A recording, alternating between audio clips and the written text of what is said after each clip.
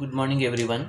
So welcome back to our channel and as well as our class. So today in our class we are going to mainly focus on the important features of constitution, government and democracy. Okay. So ఈ రోజు మనం చెప్పుకోబోయే class especially it is related to constitution, government and democracy. So ఈ మూడిటికి కూడా relation and అలాగే important features మనకి కాన్స్టిట్యూషన్లో ఏమేమి ఉన్నాయి, అలాగే ఇప్పటి వరకు అది ఏ విధంగా అమెండ్మెంట్స్ అవుతూ వచ్చింది, and what is the meaning of democracy, and what is the meaning of the government, and what is the main functions and responsibilities of government. So like all these important concepts you are going to cover today.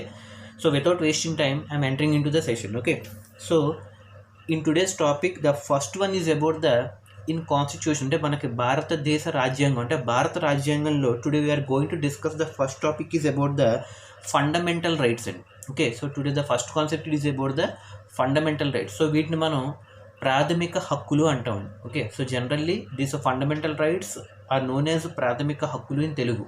So జనరల్గా ఇవి మన రాజ్యాంగంలో మనకి కాన్స్టిట్యూషన్లో మనకి articles ఉంటాయి, parts ఉంటాయి, schedules ఉంటాయి. సో జనరల్గా this is the combination of constitution. అంటే ఈ మూడు కలిస్తే మనం ఒక రాజ్యాంగం చెప్తాం.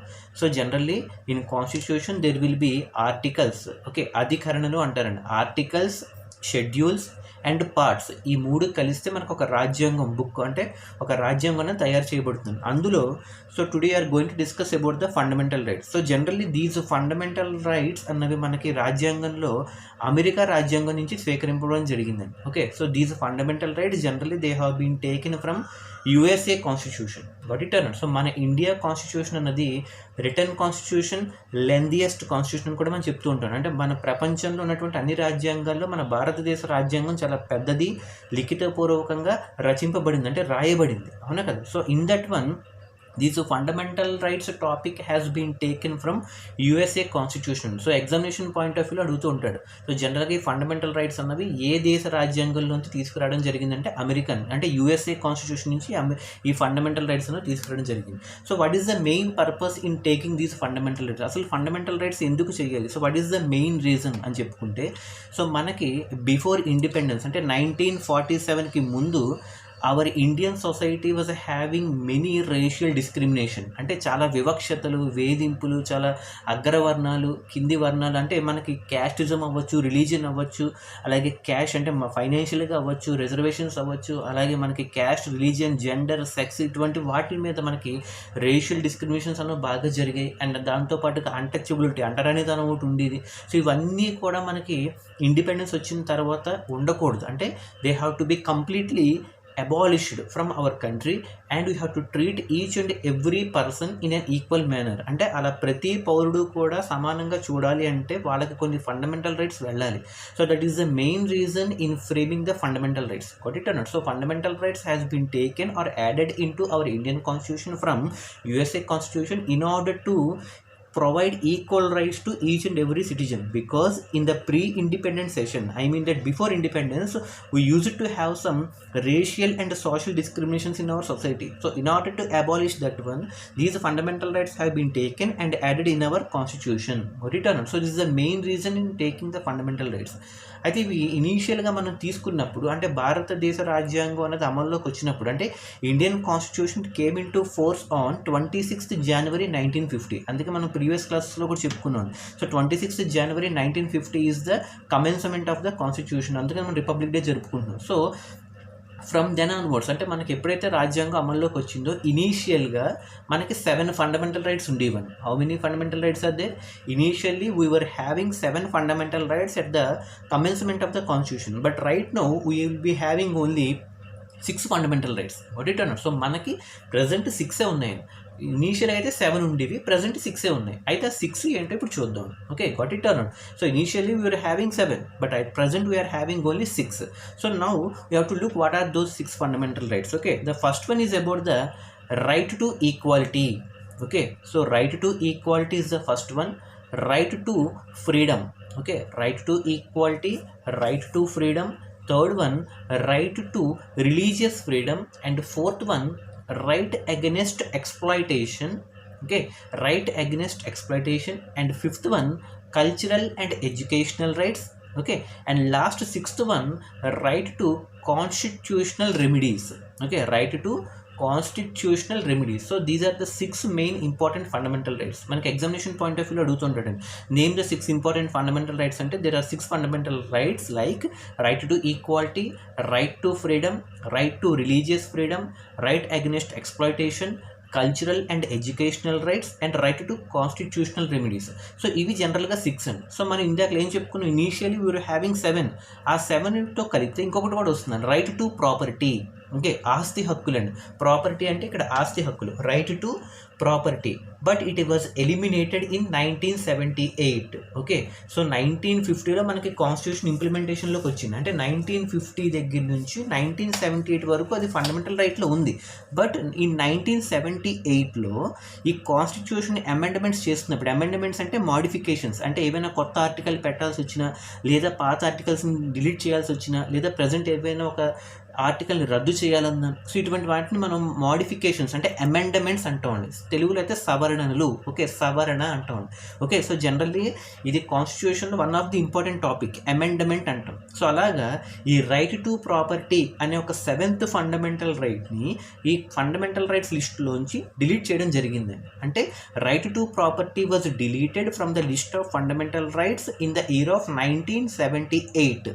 ఓకే, అలా 1978లో కాన్స్టిట్యూషన్ని అమెండ్మెంట్ చేస్తూ దీన్ని అంటే మాడిఫై చేస్తూ దీన్ని తొలగించారండి. దేనిలోంచి అంటే ఫండమెంటల్ రైట్ లిస్ట్లోంచి రైట్ టు ప్రాపర్టీని బయటకు తీసుకురావడం జరిగింది. అయితే అది ఎన్నో నెంబర్ ఆఫ్ అమెండ్మెంట్ అనేది మనకు అడుగుతూ ఉంటాడండి.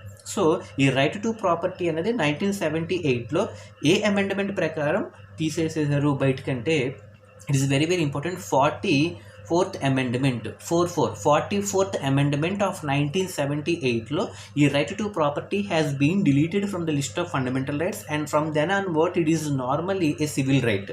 ఓకే, అది పౌరుల హక్కులు తప్ప ప్రాథమిక హక్కుల కిందకైతే వెళ్దండి అది. Okay, so right to property is one of the important fundamental rights before 1978 and it was deleted from the list of fundamental rights under 44th Amendment Constitution Act. Got it or not? So at present we will be having only 6 fundamental rights. So వీటిని మనకి రాజ్యాంగంలో ఎక్కడ ఉంటాయంటే మనకి, so మనం ఇందాక చెప్పుకున్నట్టుగా articles ఉంటాయి, పార్ట్స్ ఉంటాయి, షెడ్యూల్స్ ఉంటాయని చెప్పుకున్నాం, అవునా కదా. అయితే మనకి ఈ పార్ట్స్ అని చెప్తున్నాం చూడండి, in the constitution these fundamental rights are located in the 3rd part of the constitution. 3వ పార్ట్లో ఉంటాయి. Okay, so part number 3 it is mainly discussing about fundamental rights of the Indian constitution. Okay, part number 3లో ఉంటాయండి. ఈ part number 3కి వచ్చేటప్పటికి article number 12 నుంచి article number 35 వరకు కంప్లీట్గా ఫండమెంటల్ రైట్సే. Got it or not? Very important అండి, ఈ బౌండరీస్ చాలా ఇంపార్టెంట్. ఆర్టికల్ నెంబర్ 12 నుంచి ఆర్టికల్ నెంబర్ 35 వరకు పార్ట్ 3లో కంప్లీట్గా ఫండమెంటల్ రైట్స్కి సంబంధించినటువంటి కంప్లీట్ సెషన్. ఓకే, అందులో ఇప్పుడు మనం చెప్పుకున్నట్టుగా ఈ 12 to 35 ఆర్టికల్స్ అని చెప్పాను చూడండి. ఈ 12 to 35 ఆర్టికల్స్లోనే మనం చెప్పుకున్నటువంటి 6 ఫండమెంటల్ రైట్స్ కూడా ఇంక్లూడ్ అవుతాయి. Right to equality, right to freedom, right to religious freedom, right against exploitation, cultural and educational rights and right to constitution remedies. ఇప్పుడు ఇవన్నీ కూడా మనం చెప్పుకున్నటువంటి ఈ రైట్స్ అన్నీ కూడా ఆర్టికల్ నెంబర్ 12 నుంచి ఆర్టికల్ నెంబర్ 35 వరకు 3rd part of the Indian కాన్స్టిట్యూషన్లో ఉన్నటువంటి టాపికే fundamental rights. Got it or not? So వీటిలో అంటే 12 to 35 అని చెప్పుకున్నాం. ఈ 12 to 35లో ఈ 6 ఫండమెంటల్ రైట్స్ ఉన్నాయి. ఇందులో కూడా one of the important fundamental rights articles అడుగుతుంటాడండి. Article number 21 and article number 17.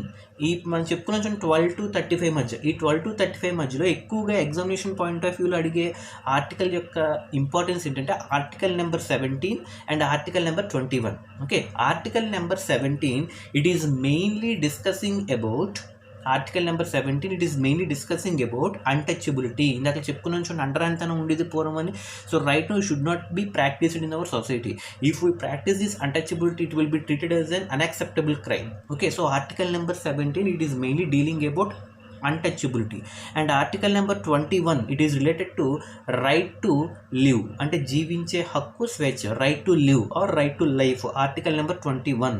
article number 17 అయితే untouchability. So this can be treated as one of the important fundamental rights also. Got it or not? So this is the main concept of fundamental rights. Got it or not? So once again in brief, so fundamental rights are nothing but these fundamental rights are taken from American Constitution. Actually they were 7 in number, but due to 44th Amendment Act in 1978 one article or one fundamental right has been deleted. That fundamental property is right to property.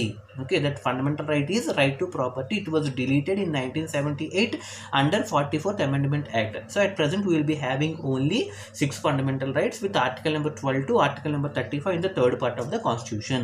Got it or not? So this is about the fundamental rights. So the next topic is about the secularism. Very very important అండి. So the next topic is about the secularism. So దీన్ని మనం లౌకికవాదం అంటామండి. So secularism is nothing but లౌకికవాదం తెలుగులో. అయితే ఇక్కడ ఏంటంటే ఈ secularism, socialism, sovereignty, republic, democratic, liberty, equality, fraternity, so like ఇవన్నిటినీ కూడా మనకి basic features of Indian constitution అంటాం. ఓకే, ఏమంటాం వీటిని? బేసిక్ ఫీచర్స్ అంటే ప్రాథమికంగా ఉన్నటువంటి విలువలు. అంటే మనకి కాన్స్టిట్యూషన్కి ముందు ప్రవేశిక, ప్రియంబుల్ అని చెప్తూ ఉంటాం, అవునా కదా? ఈ preamble is the introductory part of the constitution or introduction part of the constitution. So ప్రతి రాజ్యాంగానికి కూడా మనకి ముందు భాగం అంటే ప్రవేశిక అంటాం. So in the same way preamble is the introduction part of the constitution in which it describes the basic features of constitution. ఆ బేసిక్ ఫీచర్స్లో మనకి ఏమేమి ఉంటాయంటే ఇంతకు చెప్పుకున్నట్టుగా liberty, equality, fraternity, sovereignty, secularism, socialism, republic, democracy and judiciary. So ఇవన్నీ కూడా మనకి ప్రియంబుల్ ఉన్నటువంటి basic features. What it are? అందులో now he is asking especially about secularism. Secularism is nothing but దీన్ని మనం తెలుగులో ఇందాక చెప్పుకున్నట్టుగా లౌకికవాదం అంటాం. సో ఇన్ ద సెక్యులరిజం ఇక్కడ ఏంటంటే India is the best secular country and because secularism it is the concept that is related to the religion, మతానికి సంబంధించినది. అంటే ఈ మతం వాళ్ళే ఈ దేశంలో ఉండాలి, మిగతా మతం వాళ్ళు ఈ దేశంలో ఉండకూడదు అంటూ ఒక రూల్ అండ్ రెగ్యులేషన్ ఉండదండి. So there will not be any particular state religion or country religion to the people who are living in that particular country and government of that particular country or government of that particular state will treat all the religions in an equal manner. It means that the government will not interfere in the religious affairs of the citizens. Okay, సింపుల్గా చెప్పాలంటే ఇదండి meaning. Secularism అంటే ప్రభుత్వం మతాల విషయంలో ఎప్పుడు కూడా జోక్యం చేసుకోదు అండ్ అలాగే అని చెప్పి ఈ మతం వాళ్ళే ఉండాలి అని చెప్పి ఎక్కడా కూడా రూల్స్ అండ్ రెగ్యులేషన్స్ పెట్టదు. అండ్ అలాగే గవర్నమెంట్ అన్నది ప్రతి మతాన్ని, ప్రతి రిలీజియన్ని, ప్రతి కులాన్ని కూడా ఈక్వల్ ట్రీట్మెంట్గా చూస్తుంది. So it is the simple meaning of secularism. So the government will not follow any religion or it will does not involve in the religious matters of the people and treat all religions equally and it does not have any particular state religion. So that is the meaning of secularism. Got it or not? So ఇందాక చెప్పుకున్నాను సెక్యులరిజంతో పాటు sovereignty అని చెప్పాను. Sovereignty SOVEREIGN. Sovereignty అంటే సార్వభౌమ అధికారాలండి. సార్వభౌమ అధికారం అంటే సావరెనిటీ అంటాం. So what is the meaning of this sovereignty అంటే మన దేశానికి కానీ మన రాష్ట్రానికి కానీ ఏవైనా ఒక సంఘటన జరిగినప్పుడు కానీ ఏవైనా ఒక ఇబ్బందులకైన పరిస్థితులు ఏదో మనకు వచ్చినప్పుడు మన డెసిషన్స్ మనం తీసుకునేటట్టుగా ఉండాలండి. అంటే without taking the help of any foreign countries or any neighbouring countries the complete power in taking the decision అన్నది మన చేతుల్లో మన దగ్గరే ఉంటుంది. దాన్ని మనం సావరెనిటీ అంటాం. అందుకే దాని తెలుగులో సార్వభౌమ అధికారాలు. సార్వభౌమ అధికారం అంటే having the complete power in taking the decision that is related to the affairs of the country, whether that may be an internal affair of the country or external affair of the country. Okay, ఒక దేశానికి సంబంధించిన ఏదైనా ఒక affair విషయంలో కంప్లీట్గా వాళ్ళ decision వాళ్ళు తీసుకునేటట్టుగా ఉంటే దాన్ని సావరెన్ కంట్రీ అంటాం. వాట్ ఇట్ అన్నా? So it is the major difference between secularism and socialism. And coming to the third important feature democracy. Very very very important. So జనరల్గా మనం డెమోక్రటిక్ కంట్రీ అని చెప్తూ ఉంటాం. So what is the meaning of అసలు democracy అంటే ఏంటి అంటే, so this democracy the word it has been evolved from. So జనరల్గా ఈ డెమోక్రసీ అన్న వర్డ్ మనకి గ్రీక్ వర్డ్ నుంచి వచ్చింది. సో గ్రీక్ లాంగ్వేజ్ నుంచి తీసుకురావడం జరిగింది. So generally the word democracy has been derived from the Greek language in which it is divided into 2 words, demo and cracy. Okay, so democracy is the word. It was divided into 2 words. One is demo and second one is cracy. And actually the origination of this word is from the Greek word or Greek language. So అందులో దాని ప్రకారం demo and క్రసీ కింద form అయింది. So demo అంటే అక్కడ people, DEMO. Demo is equivalent to people. And cracy అంటే ruling or administering. Okay, ruling or administering అని చెప్పొచ్చు. So democracy you can define as It is the word that has been derived from the Greek language, in which it is divided into demo and cracy, where demo is the meaning of the people and cracy is the meaning of the ruling. So you can say that a democracy is nothing but the people's rule. మరి people's rule అంటే ఇక్కడ ఏంటంటే having complete power to the people in selecting their representatives. So వాళ్ళకి నచ్చినటువంటి ప్రజాప్రతినిధులు, either MLAs, MPs, ministers అంటూ ఉంటాం చూడండి, అవునా కదా. సో వాళ్ళకి నచ్చినటువంటి ప్రజాప్రతినిధులు అంటే పీపుల్స్ రిప్రజెంటేటివ్స్ అంటాం. సో వాళ్ళని ఎంచుకునే హక్కు కేవలం ప్రజలకే ఉంది కాబట్టి people are the ultimate rulers in democratic countries like India. అందుకే మన ఇండియన్ డెమోక్రటిక్ కంట్రీ అంటాం, because for every 5 years we are going to have some elections. So depending upon the elections results, the governments and political parties are coming into the ruling. Got it or not? So that result is dictated by the people. So the people are having the complete right in deciding the government. So you can say that India is the best example for democratic country. So through the process of elections, ఈ elections లో కూడా మనం every 5 yearsకి జరుగుతుంటాయి. And the people who have crossed 18 years of age, they are getting the right to vote. Got it or not? So దాన్ని మనం universal adult franchise అంటాం. Universal adult franchise is the people who crossed 18 years of age, they will be getting the right to vote. So because by utilising that right to vote, they are having a complete right in electing their representatives. So that is the meaning of democracy and as well as universal adult franchise. So got it or not? So that is the main importance. So the next one, ఇందాక చెప్పుకున్నటువంటి మనకి amendments జరుగుతూ ఉంటాయని చెప్పాను, అవునా కదా. ఈ amendments అంటే సమ్ మోడిఫికేషన్స్, అవునా కదా.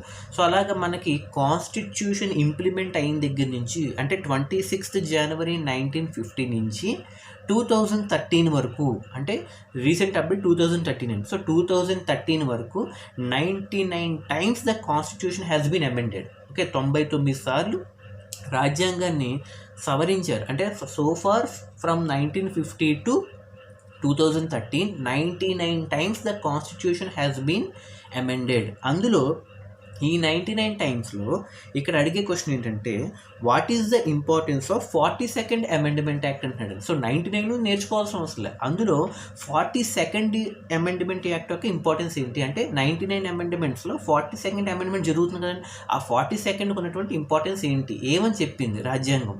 ఓకే, ఇందాక చెప్పుకున్నటువంటిగా 44 అయితే రైట్ టు ప్రాపర్టీని ఎలిమినేట్ చేసింది, అవునా కదా. 44th అమెండ్మెంట్ యాక్ట్ అయితే రైట్ టు ప్రాపర్టీ అనే ఫండమెంటల్ రైట్స్ని తీసేసింది, అవునా కదా. బట్ ఇక్కడ 42nd అమెండ్మెంట్ యాక్ట్ అని అడుగుతాను. So what is the importance of 42nd constitutional amendment act? మరి ఇది ఏం చెప్పిందంటే, the very very important and simple topic. According to this 42nd constitutional amendment act, ఇది ఎప్పుడు జరిగిందంటే 1976 అండి. Okay, we have to remember this very very important year. 42nd amendment act ఎప్పుడు జరిగిందంటే 1976. 44th అమెండ్మెంట్ యాక్ట్ ఎప్పుడు జరిగిందంటే 1978. 44కి సంబంధించింది అయితే రైట్ టు ప్రాపర్టీ. మరి 42ndలో ఏం జరిగిందంటే, according to this 42nd constitutional amendment act of 1976, elections జరిగినప్పుడు కొన్ని గొడవలు వస్తూ ఉంటాయి, అవునా కదా. ఈ ఎలక్షన్స్కి సంబంధించినటువంటి ఏవైతే డిస్ప్యూట్స్ ఉంటాయో, ఆ డిస్ప్యూట్స్ నుంచి కోర్ట్ అంటే న్యాయస్థానాలు, అవునా కదా, ఈ కోర్ట్స్ని ఎక్స్క్లూడ్ చేయమని చెప్పిందండి.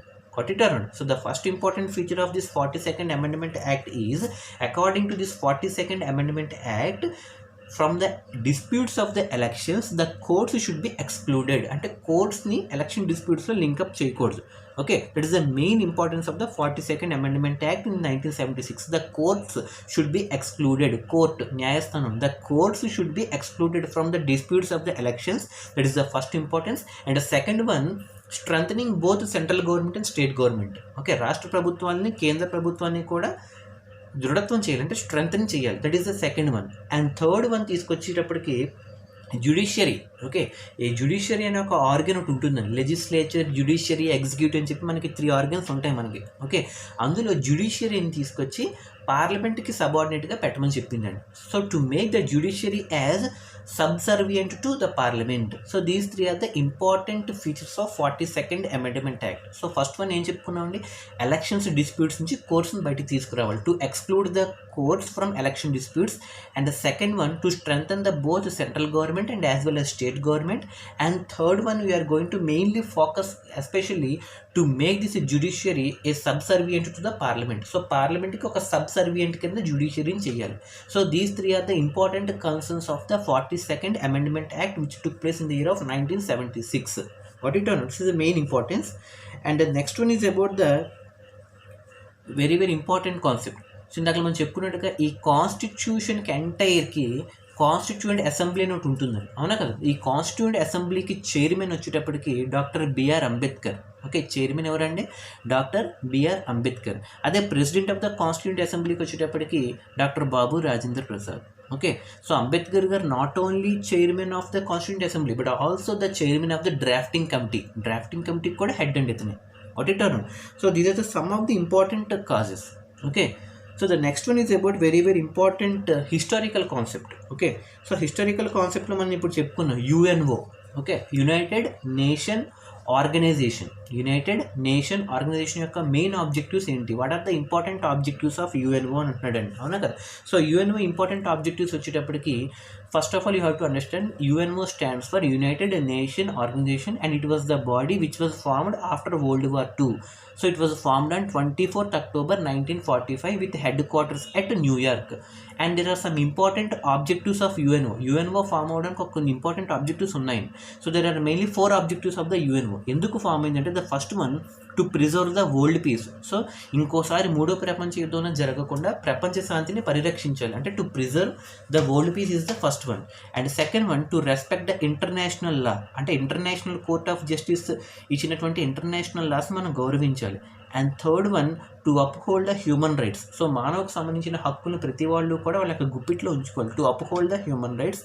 And fourth one to promote the social progress, సమాజ అభివృద్ధికి తోడ్పడాలి, to promote the social progress. So these 4 are the important objectives of UNO in preserving the world peace, respecting the international law, to promote the social progress and to uphold the human rights. And headquarters at New York, 24th October 1945 is the formation of that UNO. Got it or not?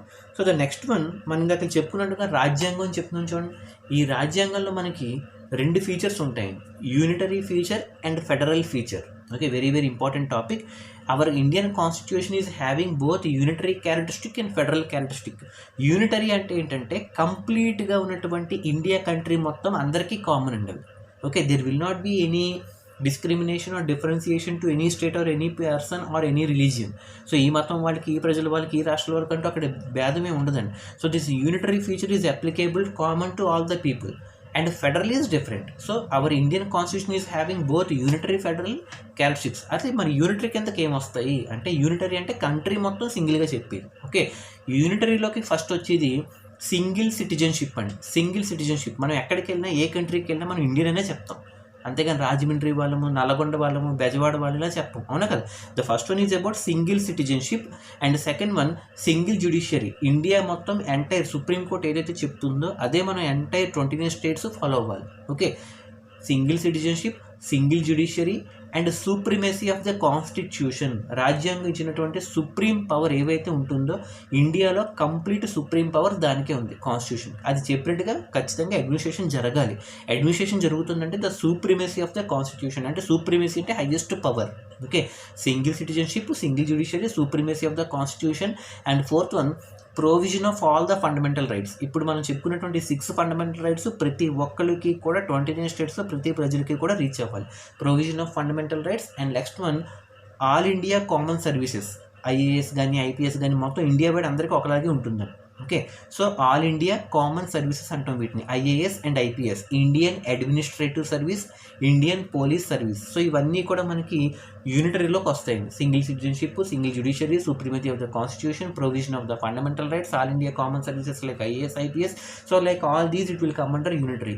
ఫెడరల్లోకి వచ్చేటప్పటికి politics అండి, అంటే మనకి state గవర్నమెంట్కి కొన్ని powers ఉంటాయి, central గవర్నమెంట్కి కొన్ని powers ఉంటాయి. I now even today your observing in India. So ఇండియాలో మనకి స్టేట్ గవర్నమెంట్స్ ఉంటాయి, సెంట్రల్ గవర్నమెంట్స్ ఉంటాయి. So division of powers between central and state is known as federalism. Gut it or not? So division of powers between central and state, అంటే సెంట్రల్కి ఇవ్వాల్సిన powers కొన్ని ఉంటాయి, స్టేట్కి ఇవ్వాల్సిన పవర్స్ కొన్ని ఉంటాయి. సో వాటి మధ్య విభేజించి వాళ్ళకి సెపరేట్ పవర్స్ కనుక చేస్తే, అంటే సెపరేషన్ ఆఫ్ పవర్స్ కనుక చేస్తే దాన్ని మనం ఫెడరలిజం అంటాం. Okay, so you can say that our Indian constitution is having both unitary and federal characteristics. Got it or not? అందులో కూడా మనకి ఫెడరలిజం అని చెప్తున్నాం. ఫెడరలిజం ఈజ్ నథింగ్ బట్ ఈ వర్డ్ మనం ఎక్కడి నుంచి తీసుకొచ్చామంటే మనకి కన్నడ కాన్స్టిట్యూషన్ తీసుకొచ్చాము. వాట్ ఇట్ ఆర్ ఈ the word federalism or federation has been taken from Canadian constitution, Canada constitution నుంచి తీసుకొచ్చారు. అదే ఫండమెంటల్ రైట్స్ అయితే యూఎస్ఏ కాన్స్టిట్యూషన్ తీసుకొచ్చారు. What it are so these are the some important fundamental concepts of the constitution. So the next one is about the 20th century major changes. Already మనం ఇదివరకే discuss చేసాం. So why 20th century is called age of extremes అని చెప్పుకున్నాం. ఎందుకంటే 20th centuryలో చాలా పెద్ద పెద్ద మార్పులు వచ్చాయండి. ఈ పెద్ద పెద్ద మార్పులు వచ్చాయి కాబట్టి 20th centuryని మనం ఏజ్ ఆఫ్ ఎక్స్ట్రీమ్స్ అని చెప్తూ ఉంటాం. ఈ ఏజ్ ఆఫ్ ఎక్స్ట్రీమ్స్ అని ఎందుకు అన్నామంటే 20th century అంటే 1900 దగ్గర నుంచి ఈ 2000 వరకు మధ్య కాలంలో కొన్ని ట్రెమెండస్ చేంజెస్ అనేవి వచ్చాయి. అందువల్ల మనం ఈ 20th centuryని age of extremes you are calling it as. అని ఆ పేరు పెట్టిన అతను Eric Hobsbawm. Okay, ERIC, Eric HOBSBAWM. Eric Hobsbawm is the person who coined that 20th century as the age of extremes. ఎందుకు పెట్టారంటే మనం ఇంతవరకు చెప్పుకున్నట్టుగా డైరెక్ట్ క్వశ్చన్ అండి ఇది. సో గివ్ సమ్ రీజన్స్ లేదా why 20th century is called age of extremes అని అడుగుతుంటాడు. సో ఏజ్ ఆఫ్ ఎక్స్ట్రీమ్స్ అని ఎందుకు పిలుస్తారంటే ద ఫస్ట్ వన్, 2 ప్రపంచ యుద్ధాలు జరిగాయండి. ఎందుకంటే World War I and World War II. So these 2 great world wars have been occurred. ఇది first point. World War I అయితే 1914 to 18, World War II అయితే 1939 to 1949. So great 2 world wars has been occurred.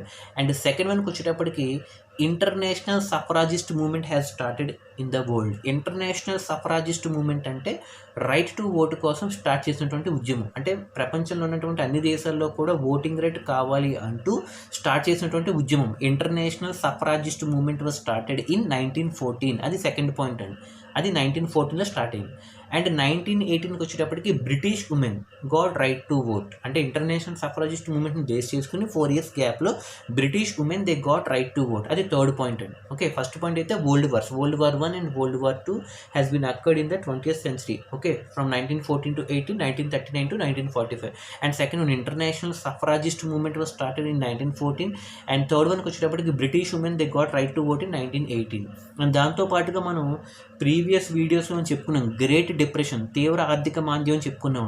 So ఇది ఎందుకు వచ్చిందంటే అమెరికాలో అంటే యూఎస్ఏలో stock market collapse అయిపోవడం వల్ల ఈ గ్రేట్ డిప్రెషన్ వచ్చిందని చెప్పుకున్నాం. So this great depression also occurred from 1929 to 1939. ఇవన్నీ చేంజెస్ వస్తున్నాయి కదా.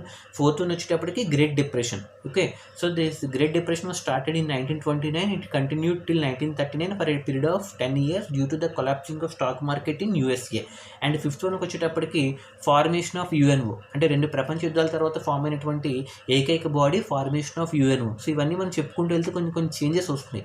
ఆ నెక్స్ట్ మళ్ళీ ఇంకా యాడ్ చేసుకుంటూ వెళ్తే 2 సూపర్ బిగ్ పవర్స్ కూడా వచ్చాయి 6th పాయింట్ కింద. అవునా కదా. అంటే after world war the world was divided into 2 super big powers, capitalist bloc and communist bloc. ఆ తర్వాత మళ్ళీ 7th పాయింట్ కింద చెప్పుకుంటే many scientific and technological experiments for developed in 20th century. ఈ 20వ శతాబ్దంలోనే మనకి చాలా సైంటిఫిక్ అండ్ టెక్నాలజికల్ ఎక్స్పెరిమెంట్స్ కూడా డెవలప్ అయింది. సో ఇలా చెప్పుకుంటూ వెళ్తే we can describe the 20th century as the age of extremes. Got it or not? So it's the main important question. Okay, and next one is about the important concept about coalition government. COALITION. Coalition government అంటే మనం చెప్పుకున్నాం previous క్లాస్లో. So coalition government is nothing but మనకి elections జరిగినప్పుడు ఈ political parties win అవుతూ ఉంటాయి. Win అయినప్పుడు ఏ పార్టీకి అయితే విన్నింగ్ వచ్చి మెజారిటీ రాకుండా ఉంటుందో ఆ టైంలో ఈ విన్ అయినటువంటి పార్టీ రిమైనింగ్ పార్టీస్తో చేయగలిపి గవర్నమెంట్ ఫామ్ చేస్తున్నాడు. ఒకటి అంటే మనం ఏం చెప్పుకున్నాం, విన్నింగ్ ఓటు వేస్తే సరిపోదు, విన్నింగ్తో పాటు మెజారిటీ రావాలంటే నెంబర్ ఆఫ్ కాన్స్టిట్యుయెన్సీస్లో మోర్ దెన్ ఆఫ్ రావాలి. అలా రాని సమక్షంలో the winning party will join the hands with the remaining any other 2 political parties so that these parties can form the government. That government is called coalition government. Means the government that is formed by joining 2 or more political parties is known as coalition government. Got it or not? So the next one is about the social moments అండి. Okay, మన Indian హిస్టరీలో కొన్ని moments జరిగాయి. వందే Mataram moment అంటే ఎప్పుడైతే మనకి Bengal division అంటే బెంగాల్ కంట్రీని డివైడ్ చేశారు, ఈస్ట్ బెంగాల్ అండ్ వెస్ట్ బెంగాల్కి ఎప్పుడైతే డివైడ్ చేశారో ఇండియన్ హిస్టరీలో Vande Mataram movement, civil disobedience movement and quit India movement, అలాగే డైరెక్ట్ యాక్షన్ డే, ఇవన్నీ కూడా ఒక్కోసారి ఇయర్స్ అడుగుతూ ఉంటాడండి. కాంపిటేటివ్ ఎగ్జామినేషన్ అవ్వచ్చు, 10th పబ్లిక్ అవ్వచ్చు, వేటికైనా. ఓకే, అయితే ఇక్కడ ఇయర్స్ ఎప్పుడెప్పుడైతే జరిగాయి అంటే వందే మాతరం మూమెంట్ వచ్చేటప్పటికి 1905 1905లో వందే మాతర ఉద్యమం అనేది స్టార్ట్ అయిందండి. Okay, due to the partition of the బెంగాల్ని లార్డ్ కర్జన్ అనే ఒక మినిస్టరు విడదీయడానికి ఒక ప్రపోజల్ పెట్టినప్పుడు మన ఇండియన్ స్టార్ట్ చేసినటువంటి movement Vande Mataram movement because of the partition of the Bengal in the year of 1905 due to the proposal which was made by Lord Curzon of the British government. So దానికి ఆపోజిట్గా చేసినటువంటి Vande Mataram movement and 1905. And the second one civil disobedience moment. It is related to Mahatma Gandhi. Okay, so British government salt మీద ఎప్పుడైతే tax వేసిందో మన గాంధీ గారు salt సత్యాగ్రహ start చేసి దండి March చేసుకుంటూ వెళ్తూ 1930లో స్టార్ట్ చేసినటువంటి మూమెంట్ సివిల్ డిసొబీడియన్స్ మూమెంట్ అంటూ ఉంది. ఎగ్జామినేషన్ పాయింట్ ఆఫ్ వ్యూలో అడుగుతూ ఉంటాడు. సివిల్ డిసొబీడియన్స్ మూమెంట్ ఎప్పుడు జరిగిందంటే 1930. ఓకే, 1930. ఓకే, 1930లో సివిల్ డిసొబీడియన్స్ మూమెంట్ జరిగింది. 1905లో Vande Mataram movement. And next one quit India movement. ఇది ఆల్రెడీ మనం చెప్పుకున్నాం. This movement was also related to Mahatma Gandhi. 1942లో జరిగిందండి quit India movement due to the failure of the Cripps mission. Okay, Cripps mission reject అవ్వడం వల్ల ఇండియాలో స్టార్ట్ అయినటువంటి ఉద్యమం quit India movement which was started by Mahatma Gandhi in the year of 1942 and he has given a slogan called do or die. Okay, got it or not? So 1942లో ఇది start అయిందండి quit India. 1930 అయితే civil disobedience, 1905 అయితే Vande Mataram movement. And finally direct action day. So ఈ direct action day ఎవరు తలపెట్టారంటే All India Muslim League చేసినటువంటి one of the activity. Okay, so one of the activity which was done by All India Muslim League is direct action day. ఇది ఎందుకు జరిగిందంటే separate country కోసం demand చేస్తూ పాకిస్తాన్కి సంబంధించిన ఆల్ ఇండియా ముస్లిం లీగ్ ఎవరైతే ఉన్నారో వాళ్ళు ఒక సెపరేట్ కంట్రీని డిమాండ్ చేస్తూ వచ్చారు. సో వాళ్ళు చేసినటువంటి ఒక అటాక్ని మనం డైరెక్ట్ యాక్షన్ డే అంటాము. ఇది ఎప్పుడు జరిగిందంటే 16th August 1946, just 1 year back to independence. 1947లో ఇండిపెండెన్స్ వచ్చింది. ఇది 46లో జరిగింది. 16th August 1946 it was a direct action day which was committed by All India Muslim League. So ఇప్పుడు వీటిని ఎగ్జామినేషన్ పాయింట్ ఆఫ్ వ్యూలో లైన్లో అరేంజ్ చేయమనొచ్చు, లేదా మ్యాచింగ్ చేయమనొచ్చు, లేదా ఆబ్జెక్టివ్లో అడగచ్చు. ఒకటిటోను. So Vande Mataram movement, quit India movement, civil disobedience movement and direct action day. Okay, so the next one is about the very very important concept. Okay, that is 1935 government of India act. Okay, so 1935 government of India act. So very very important concept అండి. So 1935లో మనకి అప్పటికి independence రాలేదండి. Independence రాకముందు we are under the control of British government. అవునా కదా? 1947లో మనకి independence వచ్చింది. కానీ ఇప్పుడు ఏమడుగుతున్నాడు? 1935 గవర్నమెంట్ ఆఫ్ ఇండియా యాక్ట్ అంటున్నాడు. అంటే ఈ యాక్ట్ అన్నది 1935లో అంటే at that time India was under the control of British government. అవునా కదా? అయితే ఆ టైంలో బ్రిటిష్ గవర్నమెంట్ చేసినటువంటి ఈ 1935 యాక్ట్ యొక్క ఇంపార్టెన్స్ ఏంటి? That is the main topic. Explain the importance of 1935 government of India act.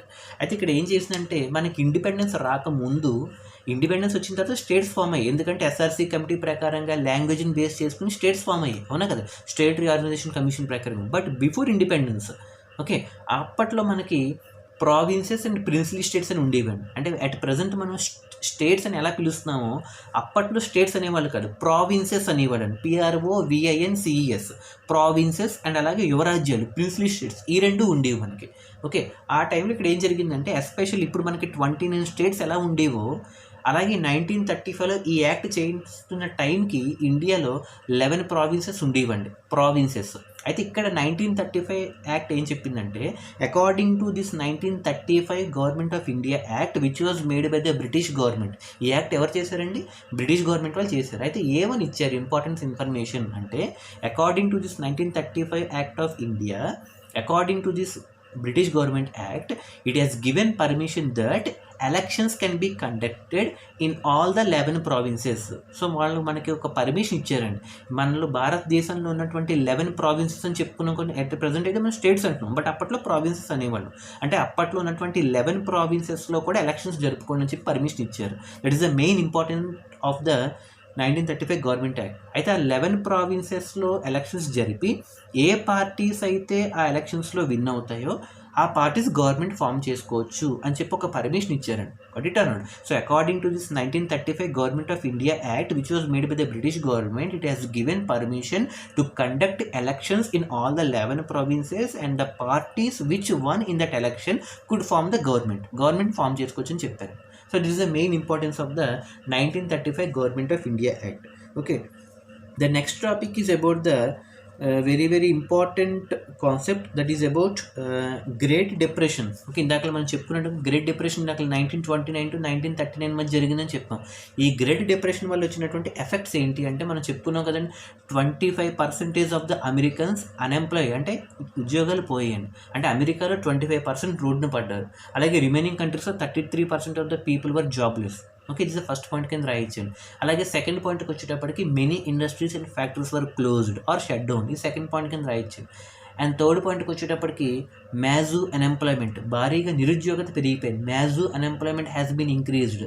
Okay, ఈ థర్డ్ పాయింట్ కింద రాయించాను. అలాగే ఫోర్త్ పాయింట్కి వచ్చేటప్పటికి agricultural produces has been decreased, అంటే వ్యవసాయం ద్వారా ఉత్పత్తి అయ్యే ఈ వస్తువులు ఏవైతే ఉన్నాయో భారీగా తగ్గిపోయి. Agriculture produce has been decreased rapidly and the value have and the prices has been decreased, అంటే ధరలు అలాగే మనీ యొక్క వాల్యూ ఇవన్నీ కూడా పడిపోవడం జరిగింది. అంటే fall in the prices of goods and services. So ఇవన్నీ కూడా మనం చెప్పుకుంటూ వెళ్తే effects of great depression. Got it or not? So these are the some important concepts. Okay, in the remaining class, okay, the last topic is there. Let me tell you that is very important. ఇందాక చెప్పుకున్నటువంటిగా 1947లో India and Pakistan got separated, అవునా కదా? అయితే ఇక్కడ 1947కి ముందు India and Pakistan కలిపే ఉండేవండి. అయితే 1947లో బ్రిటిష్ గవర్నర్ అయినటువంటి లార్డ్ మౌంట్ బ్యాటన్ ఇంటర్ఫీర్ అయ్యి, ఈ లార్డ్ మౌంట్ బ్యాటన్ అనే అతను బ్రిటిష్ గవర్నర్ అండి. ఇతను ఇన్వాల్వ్ అయ్యి ఇండియాని పాకిస్తాన్ని పార్టీషన్ చేయడానికి ఒక ప్లాన్ వేశారండి. ఎందుకంటే ఇక్కడ ఐఎన్సీ ఇండియన్ నేషనల్ కాంగ్రెస్కి, అక్కడ ఆల్ ఇండియా ముస్లిం లీగ్కి పడట్లేదు. ఎందుకంటే the Muslims are always demanding to get a separate nation called Pakistan, అవునా కదా? సో వాళ్ళు ఎంతసేపు కూడా పాకిస్తాన్కి ఫేవర్గా ఉన్నారు, సెపరేట్ కంట్రీ కోసం ఫేవర్గా ఉన్నారు. అలాగే ఆఖరికి ఏ కారణాల వల్ల ఇండియాని పార్టిషన్ చేయాల్సి వచ్చింది అని అడుగుతాడండి. So what are the important reasons, లేదా list out the various reasons for partition of the country. ఇండియాని పార్టిషన్ చేయాల్సిన సందర్భం వల్ల వచ్చిన కారణాలు ఏంటి, ఏ కారణాల వల్ల ఇండియాని పార్టిషన్ చేశారు అంటే it's very important general concept అండి. ఓకే, ఏ సందర్భాలు లేదా ఏ కారణాల వల్ల ఇండియా పాకిస్తాన్ సెపరేట్ చేయవలసి వచ్చిందని అడుగుతాడండి. సో ఫస్ట్ పాయింట్ ఏంటంటే పార్టీషన్ అంటే సెపరేట్ చేయడం అండి. Okay, first of all you have to understand the word partition means separation or dividing. Okay, అయితే ఏ కారణాల వల్ల పార్టీషన్ చేయాల్సి వచ్చిందంటే first one, okay, anti thinking of the Muslim League. అంటే మొదటిసారి దగ్గర నుంచి, అంటే స్టార్టింగ్ దగ్గర నుంచి ముస్లిం లీగ్లో ఉన్నటువంటి ప్రజలందరూ కూడా యాంటీగా థింక్ చేస్తున్నారు, అవునా కదా? ఎంతసేపు ఒక సెపరేట్ కంట్రీ కావాలి, ఐఎన్సీ నుంచి సెపరేట్ అయిపోవాలి అంటే స్టార్టింగ్లో మనకి బ్రిటిష్ వాళ్ళు divide and rule policy follow అయ్యారు. ఆ డివైడ్ అండ్ రూల్ పాలసీ అవుతూనే హిందూస్కి ముస్లిమ్స్కి మధ్య చిచ్చు పెట్టారు. అంటే they have created some religious differences in the minds of the Muslims. So వాళ్ళు ముస్లిమ్స్ని దగ్గర చేసుకుంటూ వాళ్ళని రిలీజియస్టిక్ ఫీలింగ్స్ రెచ్చగొట్టి ఈ హిందూస్ నుంచి ఎలాగైనా సరే సెపరేట్ చేద్దాం అనుకున్నారు. అలా చేయడం వల్ల ముస్లిమ్స్లో యాంటీ థింకింగ్ పెరిగిపోయింది towards INC because the involvement of the Britishers divide and rule policy, అవునా కదా? సో ఫస్ట్ వన్ మనం ఏం చెప్పొచ్చు, anti thinking of the Muslims towards INC. Okay, అలాగే సెకండ్ పాయింట్ ఇంకా ఏం చెప్పచ్చండి, activities done by the Muslim League. అలాగే వాళ్ళు తట్టుకోలేక కొన్ని యాక్టివిటీస్ కూడా చేశారు. The best example is direct action day. ఇందాకలే చెప్పుకున్నాం 16th August 1946 is the direct action day. So first one ఏం చెప్పుకున్నామంటే anti thinking of the Muslim League, and second one activities done by the Muslim League, and third one Indian National Congress try to strengthen the India. INC ఇండియాని మొత్తం strengthen చేద్దాం అనుకుందండి, అది కూడా ఒక drawback అయిపోయింది ఆఖరికి. ఐఎన్సీ అంటే Congress try to strengthen the India మొత్తం స్ట్రెంగ్తన్ చేద్దాం అనుకుంది. అంటే బై గివింగ్ ఇంపార్టెన్స్ టు హిందూస్ని ఎక్కువగా తీసుకోవడంతో అది కూడా వన్ ఆఫ్ ది రిలీజియస్టిక్ రీజన్ కారణమైంది. అంటే ముస్లిమ్స్కి నచ్చలేదు. అంటే Indian National Congress try to strengthen the India, ఇది థర్డ్ పాయింట్ కింద రాయొచ్చు. అలాగే ఫోర్త్ వన్కి వచ్చేటప్పటికి British following the divide and rule policy. So British people they followed the divide and rule policy, అది కూడా వాళ్ళు ఫాలో అయ్యారు. అది ఫాలో అవ్వబట్టి ఎంతవరకు వచ్చింది, అవునా కదా? సో ఇది ఫోర్త్ పాయింట్ కింద రాయొచ్చు, అవునా కదా? And fifth one communal reaction. Communal అంటే జాతికి సంబంధించిన వాళ్ళు, ముస్లిమ్స్ వచ్చి హిందూస్ మీద అటాక్ చేసుకోవడం, హిందూస్ వచ్చి ముస్లిం మీద అటాక్ చేసుకోవడం, సో ఇలా కమ్యూనల్ రియాక్షన్స్ అన్నవి జరిగినాయి. సో ఇలా చెప్పుకుంటూ వెళ్తే చాలా రీజన్స్ ఉంది. అలాగే provisions of Indian independent act. Okay, provisions ఇచ్చేసారు. అంటే బ్రిటిష్ గవర్నమెంట్ వాళ్ళు వెళ్తూ ఇండియన్ గవర్నమెంట్కి హ్యాండ్ ఓవర్ చేస్తూ కొన్ని ప్రొవిజన్స్ వాళ్ళకి ఇచ్చేసారు. ఇండియన్ గవర్నమెంట్కి ఇవ్వడంతో ఇండియన్ గవర్నమెంట్ అంటే అక్కడ ఇండియన్ నేషనల్ కాంగ్రెస్కి ఇచ్చారు, అది కూడా నచ్చలేదు ముస్లిం లీగ్కి. సో ఇవన్నీ కూడా మనం చెప్పుకుంటూ వెళ్తే these are the various reasons for the partition of the country. అలాగే సింపుల్గా లాస్ట్లో చెప్పుకోవచ్చు అంటే లార్డ్ మౌంట్ బ్యాటన్ ప్లాన్ ఆ సక్సెస్ అయింది ఫైనల్గా. So these are the various reasons for the partition of the country: anti-thinking of the Muslims, activities of the Muslim League, Congress tried to strengthen the India, and Britishers following the divide and rule policy, communal reactions, and Lord Mountbatten plan. Okay, Lord Mountbatten plan ఇవన్నీ కూడా మనకి పార్టీషన్కి దారితీసాయి. So these are important issues. Okay, Indian history and Indian polity, అంటే Indian పాలిటీకి Indian హిస్టరీకి connectivity ఉంటూ నడిపించినటువంటి important concepts. Okay, the remaining concepts will be discussed tomorrow. Have a nice day. Thank you everyone.